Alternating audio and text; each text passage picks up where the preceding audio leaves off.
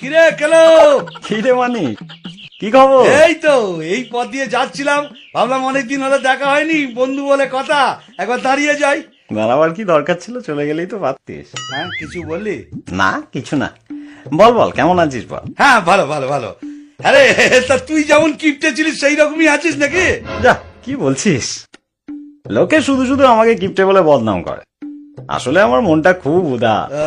যাক যাক, এতদিন বাদে এলাম, তা কিছু খাওয়া টাওয়া? খাবি? কি খাবি বল?